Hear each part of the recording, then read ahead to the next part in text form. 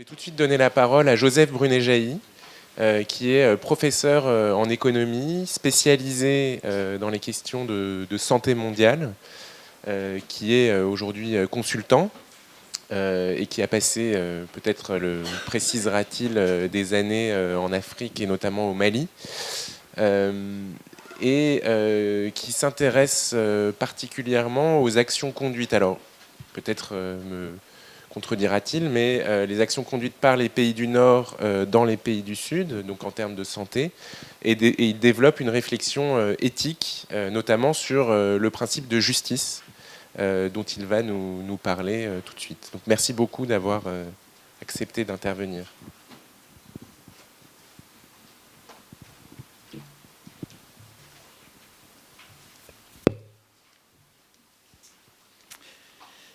Oui, merci de m'avoir invité à ce séminaire. Ce que j'ai proposé, y a-t-il une place pour la justice dans l'éthique médicale, est évidemment très inspiré par ma spécialité qui est l'économie de la santé. C'est à partir de l'économie de la santé que j'en suis venu à me préoccupé de questions d'éthique médicale. Économie de la santé que j'ai pratiquée d'abord à Aix-en-Provence, où j'étais chargé de cours, puis maître de conférence, puis professeur, puis doyen, etc. J'ai fait toute ma 18 années de carrière à Aix-en-Provence, avec une équipe de recherche au CNRS, où on travaillait sur des questions d'économie de la santé. Et puis ensuite, l'autre moitié de ma carrière active, je l'ai passée entre Bamako et Abidjan. À Bamako, j'ai fait de la formation de jeunes chercheurs en économie de la santé, mais nous étions une équipe pluridisciplinaire, un économiste, un anthropologue et un épidémiologiste. Et on avait une petite unité de sciences sociales de la santé au sein de l'Institut national de recherche en santé publique de Bamako. Je suis resté là-bas 9 ans et quand je suis allé ensuite à Abidjan, j'ai travaillé exclusivement sur l'économie du sida, puisque cette carrière africaine, je l'ai fait au sein de ce qui s'appelait à l'origine Orstom, Office de la recherche scientifique et technique Outre-mer, et qui est devenu maintenant Institut de recherche pour le développement, IRD. La question donc que je voudrais aborder, c'est d'abord vous donner quelques définitions et puis faire une sorte de parcours de mes lectures de béotien dans le domaine de l'éthique médicale pour essayer d'y trouver la place de la santé. Faut-il commencer par définir l'éthique par rapport à la morale, par rapport à la déontologie, par rapport éventuellement à la bioéthique? C'est peut-être inutile pour vous, mais l'éthique est une réflexion, on en a eu un magnifique exemple ce matin, une réflexion sur les principes qui pourraient servir à définir la déontologie, c'est-à-dire les règles de bonne pratique. La morale, ça vient de mœurs, c'est la même étymologie. La façon dont les gens vivent. Et dans la façon dont les gens vivent, il y a un certain nombre de pratiques. Alors, vous connaissez tous cette fresque avec Aristote, Platon, Socrate. Je suis parti de là et j'ai trouvé des choses intéressantes chez ces deux grands auteurs. Platon définit la justice comme une vertu cardinale qui commande tous les autres et les harmonise dans l'âme du sujet, guidant sa vie vers son avantage rationnel et de la sorte présidant au bonheur de la cité. Elle veut que l'homme prenne le commandement de lui-même. Cette conception de la justice, on en verra des traces par la suite, mais elle est très différente à mes yeux de celle d'Aristote, qui, tout en disant lui aussi que la justice est la totalité de la vertu, précise immédiatement qu'elle accomplit ce qui est avantageux à un autre. Donc il ne s'agit pas tellement de l'avantage rationnel du sujet, comme dans la définition de Platon, mais il s'agit de ce qui est avantageux à un autre. Évidemment, dans le contexte où on parle, les autres, ce sont des hommes libres. Ce ne sont évidemment pas des esclaves, ce ne sont même pas des métèques. Et donc, dans cette conception, si la justice défend des intérêts, ce ne sont pas ceux du sujet lui-même, mais ceux d'autres, les citoyens libres. Y a-t-il une place pour la justice? Donc maintenant, voilà le parcours, le serment d'Hippocrate, les reformulations récentes, enfin, il y a 50 ans, les reformulations de l'éthique médicale par l'école nord-américaine, la théorie de la justice de Rawls et son extension. Je me suis limité à Norman Daniels. Et puis, ce que j'ai appelé la réaction individualiste, je pense que ça va donner lieu à une discussion dans quoi j'ai rangé l'éthique de la santé publique et les droits humains. Je vous dirai pourquoi j'ai associé ces deux courants. Bon.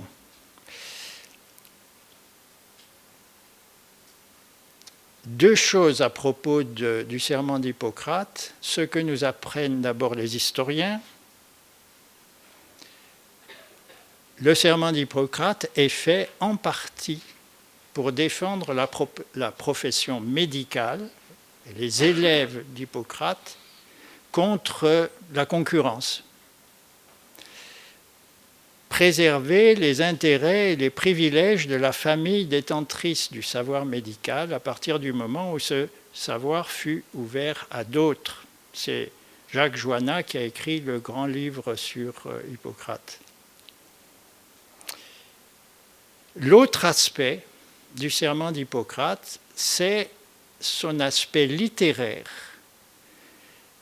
qui a été analysé par le même Joanna, qui était un helléniste, spécialiste de l'école hippocratique, mais au départ helléniste, qui montre la structure des versets 3 à 7, en expliquant que la caractéristique de ce genre de serment, c'est que le plus important message se trouve au centre du serment, que les autres dispositions sont de moindre importance. Et donc, injustice, plutôt que justice d'ailleurs, est bien signalée au verset 3 et au verset 7, mais ce ne sont pas le verset central. Le verset central, c'est 5. C'est dans la pureté et la piété que je passerai ma vie et exercerai mon art. L'essentiel n'est donc pas autour de la justice ou de l'injustice. L'essentiel est dans la façon de vivre du médecin lui-même. La pureté, la piété.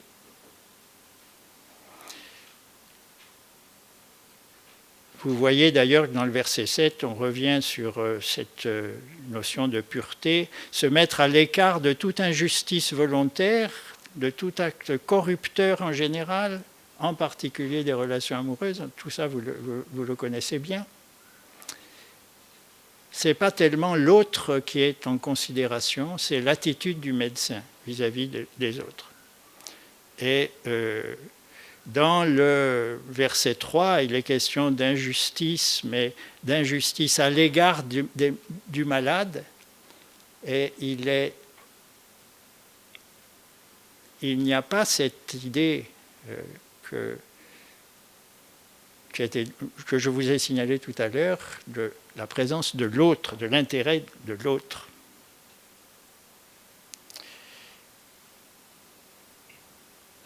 Vous savez aussi que certaines versions du serment ne contiennent ni le mot injustice, ni le mot justice, mais le verset « Je donnerai mes soins gratuits à l'indigent ».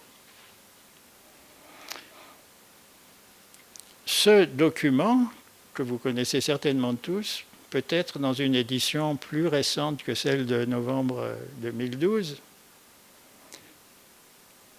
le mot justice n'y est pas.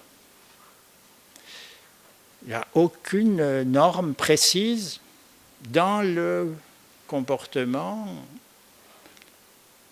demandé aux médecins. La question de la justice n'est pas évoquée. Là encore, l'histoire peut être utile.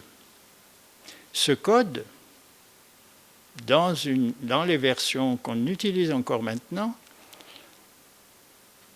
est apparu dans les années 30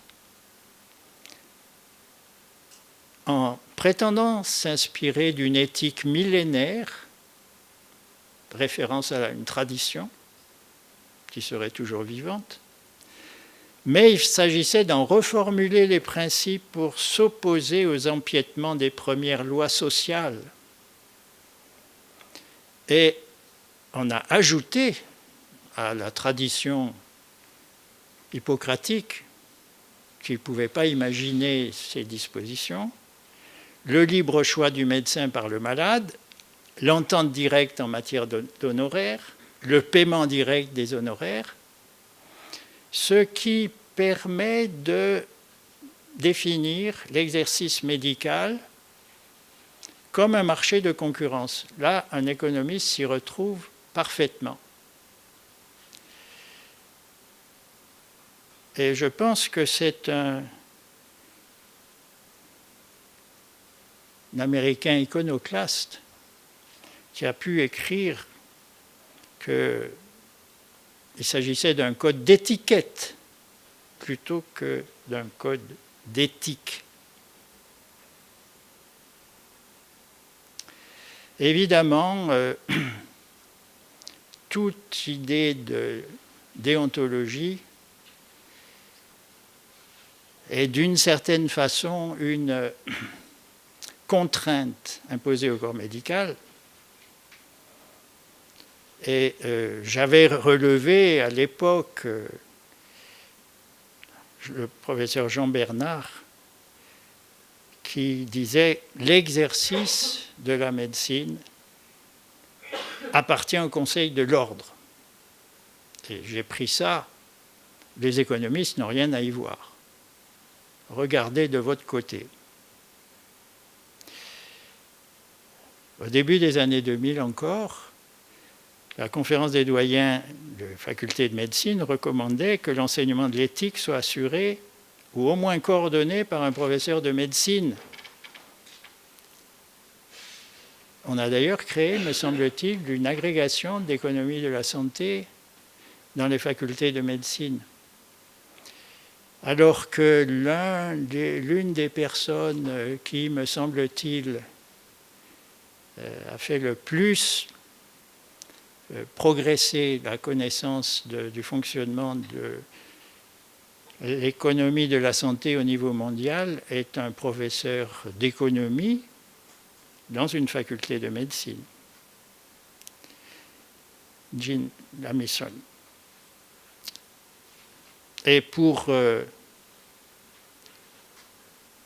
plaisanter, le professeur François Sellier, qui était le directeur du laboratoire dans lequel j'ai travaillé à Aix-en-Provence, m'avait dit un jour « Les professeurs de médecine vous abandonneront l'enseignement de la médecine,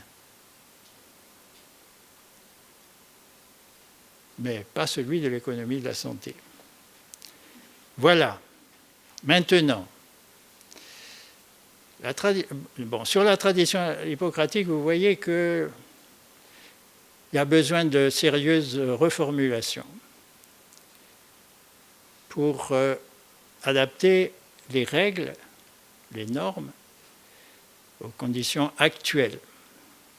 Un essai de ce genre a été fait par Beauchamp et Childress en 1971.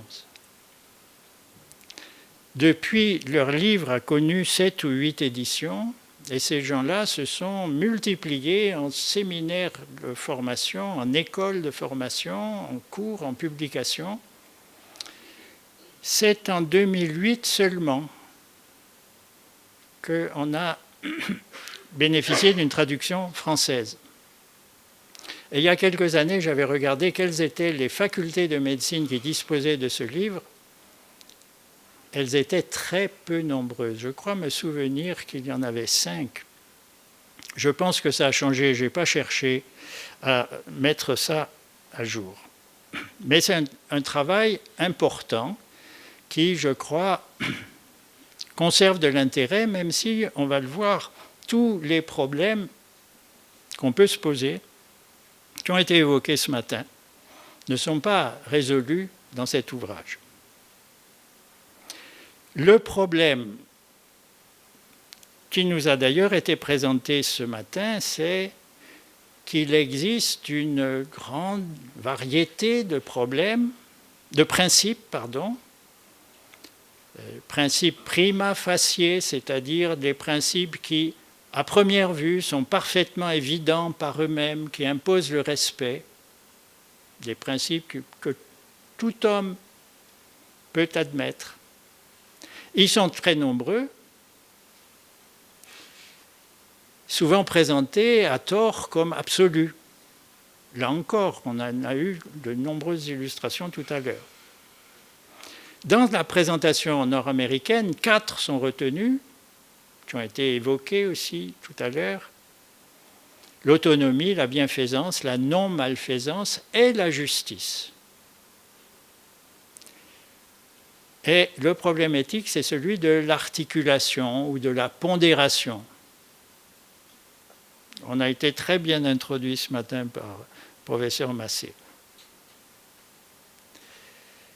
Les exemples de conflits entre principes, bon, j'en ai cité un sur bienfaisance, malfaisance, je passe.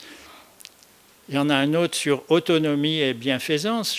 J'avais été frappé à l'époque où je travaillais activement sur ces questions par les travaux de Pellegrino et Thomas Mann, qui sont 2 auteurs qui animaient une revue d'éthique médicale fort intéressante au demeurant, mais qui plaidaient que les obligations du médecin sont complètement définies par les préférences des patients. Les obligations du praticien sont complètement définies par les préférences des patients. Beauchamp et Childress, d'ailleurs, défendent aussi par moments, avec conviction, le paternalisme médical. Alors que la justice, au moins la justice distributive, voudrait que les malades identiques soient traités de la même façon et qu'il y ait une certaine proportionnalité entre la gravité des cas et le volume des soins. Je vois que certains photographient les... Mais je suis prêt à vous communiquer le fichier, donc voilà. Je pense d'ailleurs que les organisateurs participent à cette volonté de diffusion. Le problème de la justice vient de ce que la tendance naturelle des praticiens est de prescrire ce qui leur paraît indiqué, alors que la tendance naturelle de chaque malade est de ne considérer que son intérêt individuel. Là encore, sur la tendance naturelle des praticiens. Éventuellement, dans certains contextes, les règles juridiques obligent les praticiens à fournir tous les soins qui peuvent être indiqués. Alors que le principe de justice pourrait impliquer que le médecin se préoccupe de la situation faite à au moins un autre malade que celui qui est devant lui. Dans une ancienne définition de la santé publique que j'avais lue, l'auteur opposait le regard du clinicien qui est centré sur ce malade qui est devant lui et le regard du médecin de santé publique qui porte sur une population. Je crois qu'il y a effectivement une grande différence entre ces deux regards. Et le principe de justice voudrait évidemment, puisque ce matin on a d'ailleurs parlé déjà de solidarité, que le malade lui-même accepte qu'on évoque les besoins des autres malades.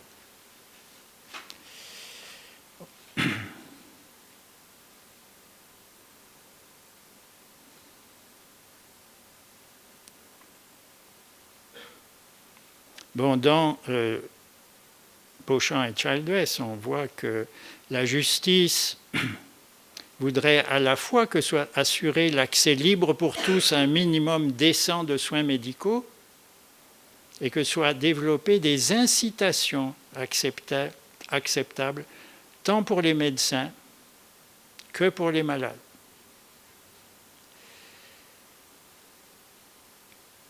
Sur le minimum décent de soins médicaux, on a parlé un peu déjà ce matin de cet objectif de justice sociale qui est présent en arrière-fond.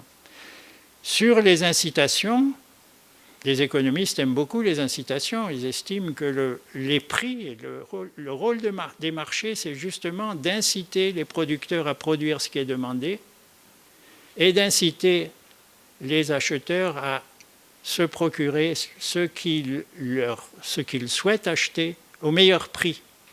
Donc c'est un type parfait d'incitation qui en principe est indolore. C'est un grand système qui s'impose à tout le monde, inconsciemment. Ce n'est pas la solidarité, les incitations, me semble-t-il.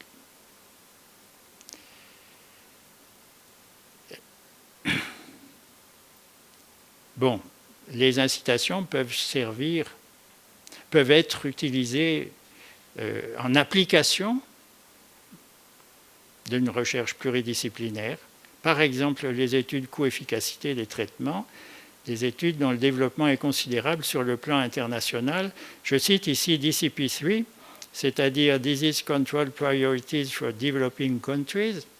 C'est justement ce que Dean Jamieson et son équipe ont mis au point sur le plan international depuis 1993, puisque c'est en 1993 que Dean Jamieson était le responsable de la rédaction du rapport sur le développement dans le monde, qui est le rapport annuel de la Banque mondiale, dont le titre a été cette année-là, Investing in Health. Et parallèlement à la publication de ce document, la même équipe a publié à Oxford University Press un livre qui avait justement ce titre, Disease Control Priorities for Developing Countries. Un énorme document de 800 pages sur 2 colonnes, les chapitres étant consacrés à des affections ou à des types d'affections pour lesquels on résumait les connaissances en matière d'épidémiologie d'un côté et d'efficacité des traitements de l'autre, l'efficacité des traitements faisant une place au coût des traitements. Ce type de travaux, études coût-efficacité dont je cite là un exemple sur le plan international, se sont considérablement développés dans le domaine hospitalier. Cela, vous le savez certainement. Maintenant, toute cette tendance est fortement contestée par certains auteurs. Je cite ici un philosophe. Certains affirment que l'éthique médicale ne devrait rien avoir à faire avec la justice, au sens de jugement convenable entre les demandes en compétition. En particulier dans le contexte de la distribution des ressources médicales rares, ils adoptent l'opinion que le rôle propre du médecin est le rôle hippocratique, qui consiste à faire le mieux qu'ils peuvent pour chaque patient. Et la dernière phrase est terrible, les patients pâtissent lorsque les médecins commencent à tempérer cette obligation par quelque considération que ce soit d'équité ou de justice. Donc vous voyez que le débat est très vigoureux. Bon, Beauchamp et Childress ont en général une position prudente, une conclusion prudente. La bienfaisance représente le but premier, la raison d'être de la médecine et des soins médicaux. Les autres principes sont en pratique secondaire. Ils ne fixent que des limites morales aux actions du professionnel à la poursuite de son but. Qu'est-ce qu'on veut dire ici par des limites morales ? Ce sont sans doute des limites qui ne sont pas sanctionnées par un texte juridique, même dans le code de déontologie. Et donc ils proposent, ils appliquent la notion de jugement bien pesé dans le secret de la conscience de chaque praticien. Et d'ailleurs, la bienfaisance justifie à elle seule les actions paternalistes et dispense donc le praticien de recueillir l'avis du malade, a fortiori un assentiment de la collectivité.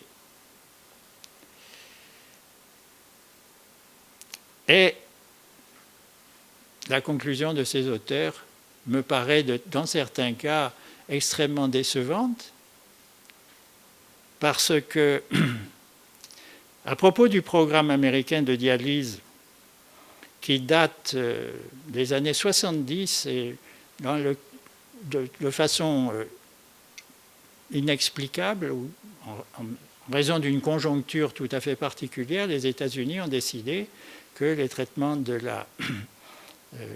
l'insuffisance rénale seraient pris en charge par le système Medicare, y compris la transplantation. Et donc, sur ce sujet, les auteurs écrivent « Il n'est cependant pas nécessairement déraisonnable ou non éthique de violer les critères d'efficacité dans le but d'exprimer un engagement sociétal au nom d'une valeur précieuse. » Franchement, comprenne qui pourra. Alors, on a vu que le problème de l'éthique, c'était la combinaison de principes. Il existe un auteur majeur du XXe siècle qui s'est affronté à ce problème pour écrire une théorie de la justice, qui est un énorme pavé difficile d'accès, sur lequel il a travaillé pendant au moins 15 ans, et puis ensuite il a continué à publier. Il s'agit de Rawls, bien entendu. Vous avez sa photo, vous avez la première édition de son livre, vous avez la traduction française qui date de 1987.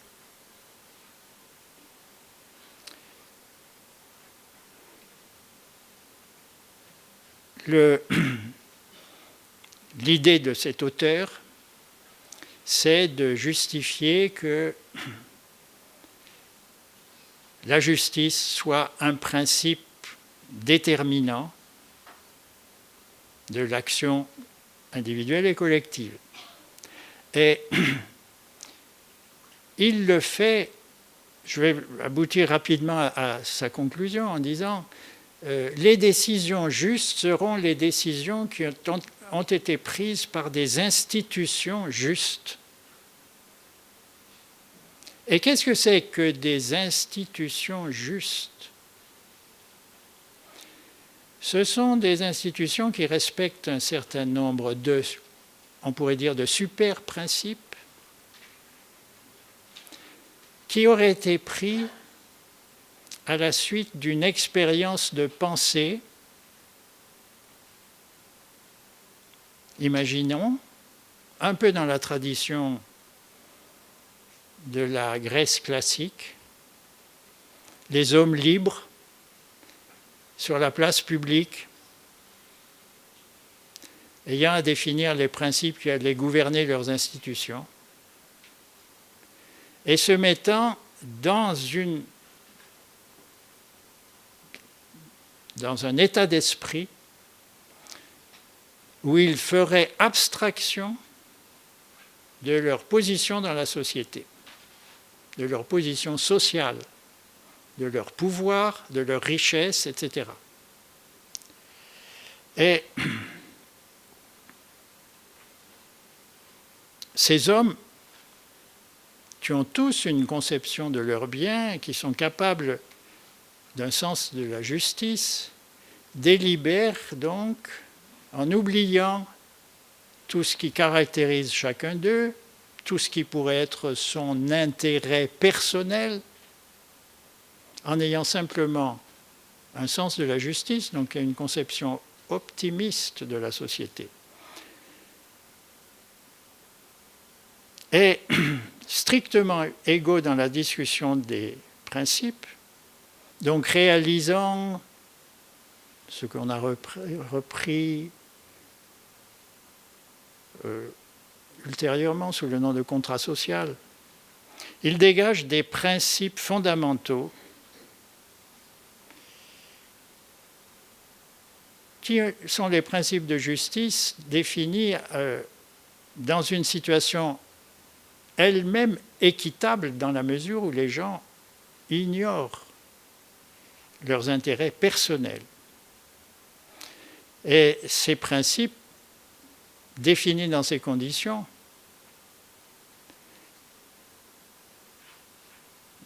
à la définition desquelles chacun a participé, sont donc tels que le plus mal loti dans la société pourra considérer sa situation comme découlant de règles qu'il aurait pu élaborer lui-même avec tous les autres, sous le voile d'ignorance. C'est-à-dire dans ces conditions hautement artificielles, mais qui sont éventuellement celles dont on a besoin pour imaginer que la solidarité puisse jouer. Et quels sont ces principes? Eh bien, il y en a deux. Chaque personne a un droit égal à un système pleinement adéquat de liberté de base, égal pour tous, compatible avec un même système de liberté pour tous. Donc le premier principe, c'est la liberté individuelle. En ce sens, l'auteur est bien dans la tradition américaine. Second principe, les inégalités économiques et sociales doivent satisfaire à deux conditions: être attachées à des fonctions et à des positions ouvertes à tous dans des conditions de juste égalité des chances. Donc, on ne nie pas qu'il y ait des différences entre les individus, que donc chacun ne puisse pas accéder à n'importe quelle position sociale, n'importe quelle responsabilité, n'importe quel niveau de rémunération. Mais il faut que ces fonctions et positions inégales soient ouvertes à tous dans des conditions de juste égalité des chances. Et deuxième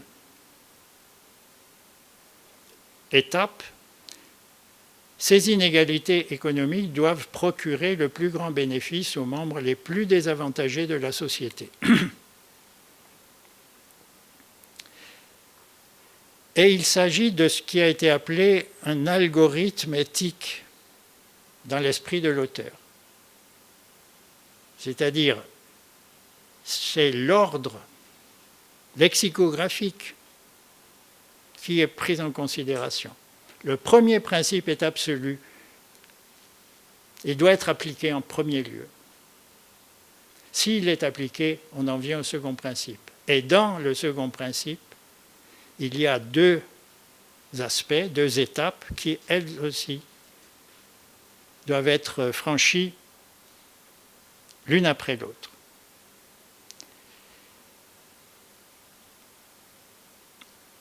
La société régie selon ces principes doit distribuer des biens premiers sociaux qui assureront à chacun de pouvoir réaliser ses intentions, ses objectifs personnels. Et dans ces biens premiers sociaux, il y a les droits, les libertés, les possibilités offertes, les revenus et la richesse, mais pas la santé. La santé est classée parmi les biens naturels, comme l'intelligence et l'imagination. Certains auteurs qui ont été évoqués ce matin ont travaillé avec Rawls ou ont échangé avec lui de façon très active, en particulier Sen et Martha Nussbaum. Je vous reparlerai de Sen, mais pas de Martha Nussbaum. Mais ces deux auteurs ont fait remarquer que si parmi les biens de base, on ne fournit pas un minimum de services de santé, ceux qui sont en mauvaise santé ne pourront pas bénéficier, ne pourront pas profiter des autres biens sociaux, de leurs droits, de leur liberté, de leurs revenus, de leurs richesses, pour réaliser leurs propres objectifs, puisque c'est ça. La liberté, premier principe, doit permettre à chacun de réaliser ses objectifs dans la vie, ses ambitions. Donc il y a un développement de la théorie de Rawls de ce côté-là. Mais celui que j'ai privilégié, c'est le travail de Norman Daniels, qui a cherché simplement à étendre la théorie de Rawls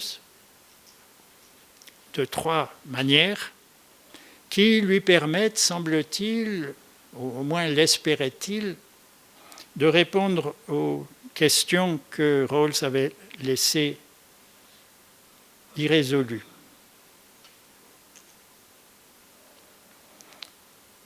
La première consiste à dire que la protection de l'égalité équitable des chances fournit une base pour penser que la protection du fonctionnement normal,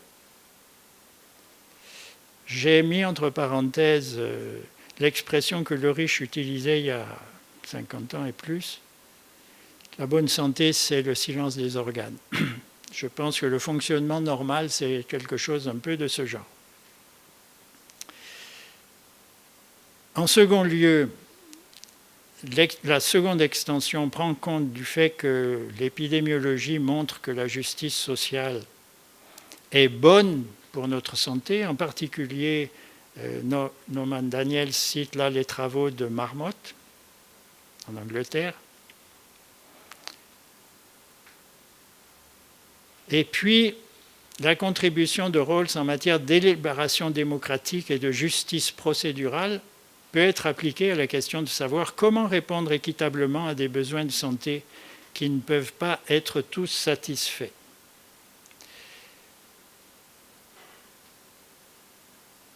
Je vais passer sur les deux premières extensions.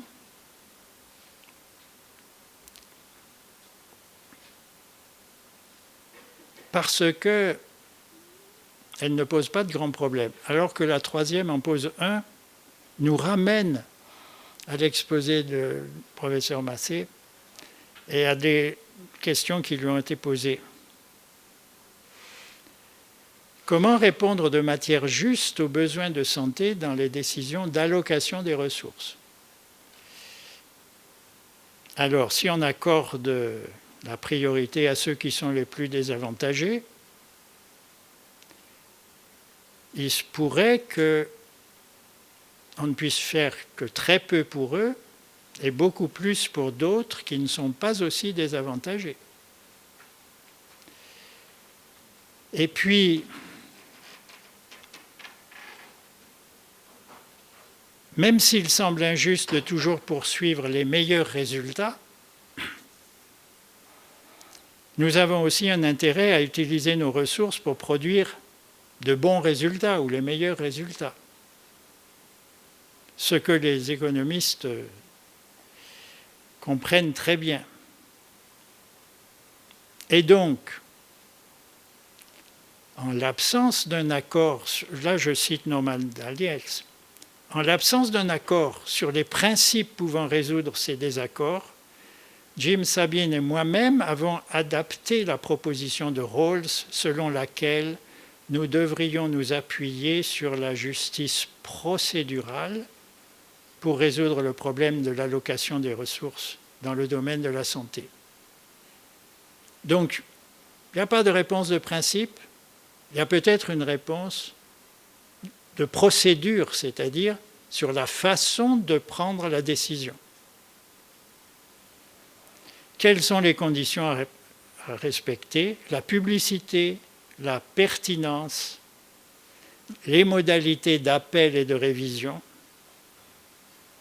et l'existence d'un organisme régulateur veillant au respect des conditions 1 à 3, permettant de relier ces décisions à quelque niveau institutionnel que ce soit, à un processus démocratique plus large, éducatif et délibératif. Un processus démocratique plus large, éducatif et délibératif. Vous voyez là qu'on est évidemment à nouveau en écho avec ce qui a été évoqué tout à l'heure. Alors maintenant, la réaction individualiste, ce chapitre que j'ai intitulé « La réaction individualiste ».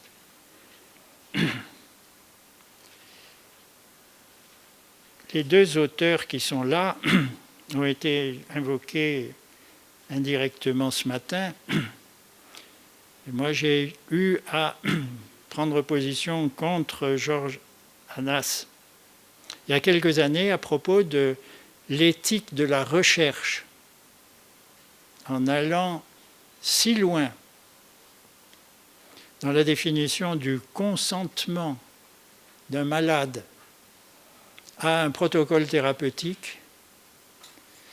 Je voyais, en étant sur le terrain en Afrique, qu'on interdisait que la recherche s'y pratique.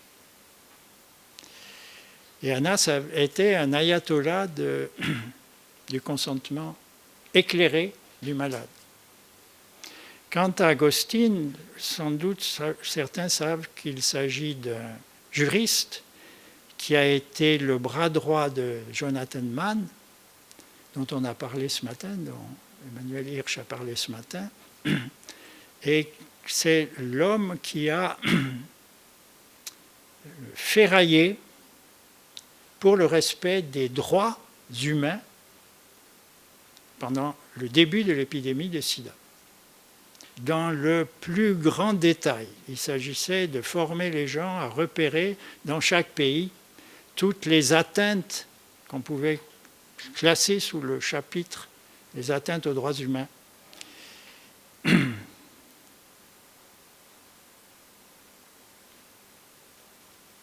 Et donc, la position de George Annas sur la question qui nous intéresse consiste à distinguer clairement deux branches de l'éthique de la médecine clinique et l'éthique de la santé publique.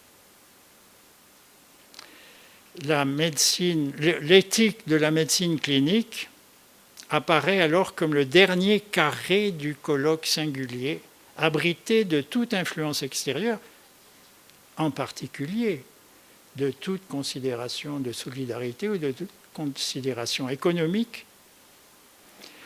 Une éthique fondée exclusivement sur le respect de l'autonomie.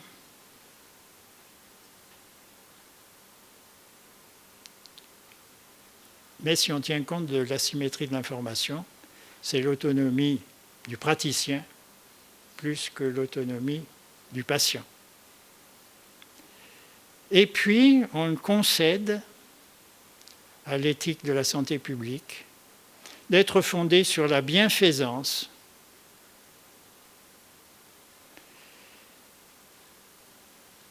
s'intéresser à la population tout entière. Et ces messieurs ont des positions très claires sur l'idée de justice.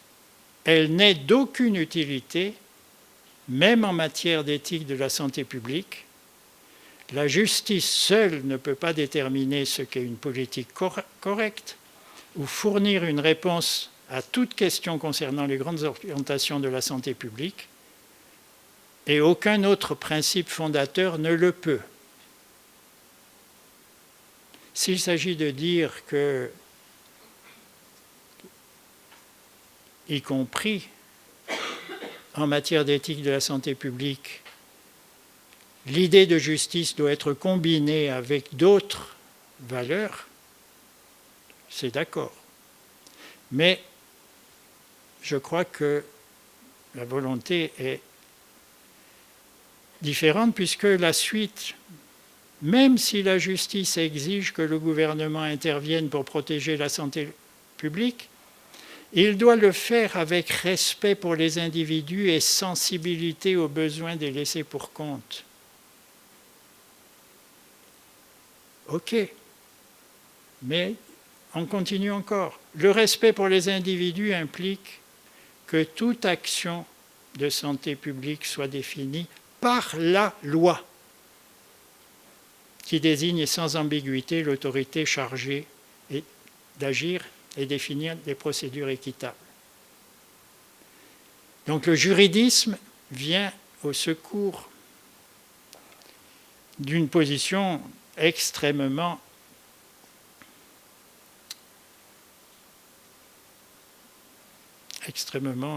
contestable à mon point de vue. Et cette éthique de la santé publique devra respecter des principes contraignants. Le recours aux moyens les moins coercitifs,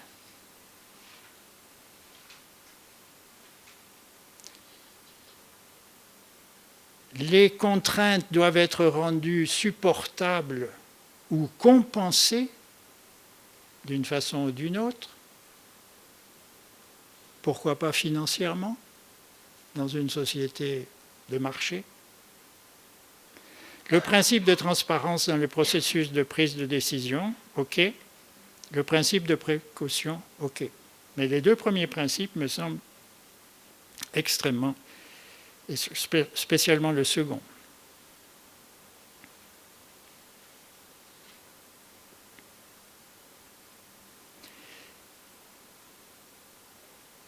Le meilleur des mondes est celui qui résulte des décisions individuelles et la meilleure des sciences, alliée au juridisme bien en cours à droite, décharge la profession médicale de toute décision éthique responsable, me semble-t-il. Et c'est dans la même perspective ultra-individualiste que se situe la proclamation des droits humains, très en vogue pendant les premiers temps de la lutte contre le VIH-Sida.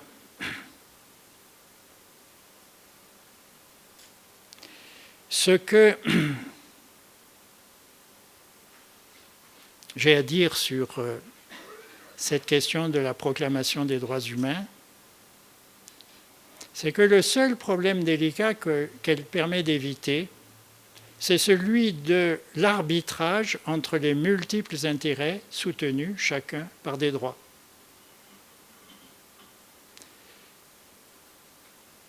J'ai été extrêmement frappé de la stratégie internationale en matière de lutte contre le VIH-Sida, où après 2 décennies d'efforts considérables. On en est encore à ne pas savoir exactement quel est le nombre de malades en Afrique, par exemple, alors que Dieu sait qu'on a parlé des malades africains. Dieu sait le rôle qu'ont joué les pays africains dans les décisions des Nations Unies en faveur de la lutte pour le sida. Et le résultat, c'est que les malades des pays du Nord sont traités.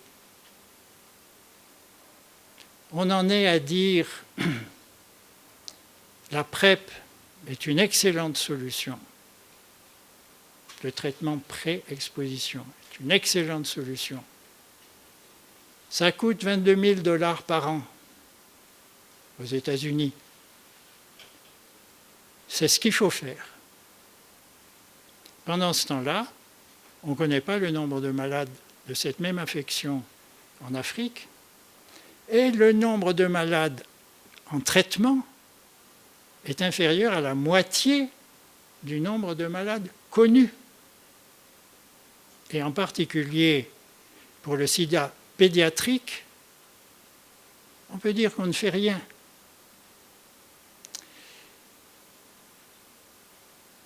Arbitrage entre les multiples intérêts soutenus. L'affirmation des droits, à mon point de vue, est clairement une arme politique qui permet de mobiliser les malades dans des lobbies. La lutte contre le sida peut être analysée comme la création d'un groupe de pression extrêmement puissant, réunissant les malades, les laboratoires pharmaceutiques, les ONG et les bailleurs, pour défendre les droits humains d'une catégorie de malades, en ignorant tous les autres. Et sur le plan international, vous savez probablement que la mortalité maternelle reste un facteur de risque considérable, contre lequel on n'a pas les moyens de lutter, semble-t-il.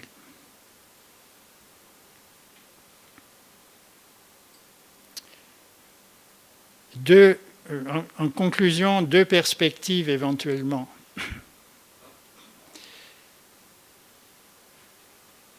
Des institutions justes. Même si la fiction de Rawls paraît très éloignée, l'ambition dans chaque pays d'avoir ou de restaurer une démocratie qui fonctionne à peu près et qui permette aux citoyens de penser que les décisions de l'État ne sont pas si mauvaises que ça, que les décisions de l'État sont prises par des institutions, après tout, assez justes, ou presque justes. On ne peut pas le négliger.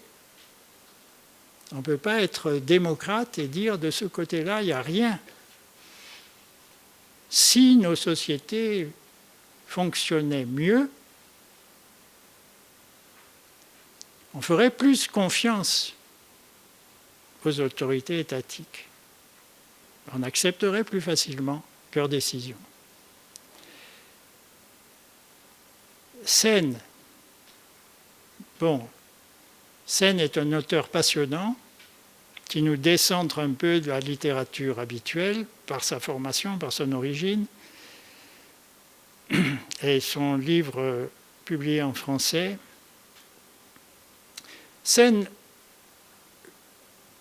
développe le même thème de la délibération, mais il le prend à la base en quelque sorte, en disant ne cherchons pas à définir la justice, ce qui est juste, mais chacun, s'il regarde autour de lui, dans sa communauté d'appartenance ou dans ses communautés d'appartenance, peut savoir ce qui est injuste. quels sont ceux qui, aux marges, comme on disait peut-être tout à l'heure, ne sont pas traités correctement. Et donc, l'idée de Sen, c'est que on ne sait peut-être pas définir la justice, mais on pourrait très bien, au niveau des collectivités de base et de proche en proche, on pourrait très bien définir ce qui est injuste et trouver les moyens de le corriger. Donc je voulais vous conseiller la lecture d'Amartya Sen. Et puis, j'ai oublié le plus important. Pour ceux d'entre vous qui voudraient relire tout ça à tête reposée et avoir une version écrite de l'essentiel de ce que j'ai dit, j'ai publié l'essentiel dans... comment ça s'appelle déjà un livre qui est paru aux presses de sciences politiques, Santé mondiale, enjeux stratégiques, jeux diplomatiques. Vous voyez déjà, à lire le titre, qu'il y a quelques piques contre la façon dont les questions de santé sont traitées au niveau international. Je vous remercie.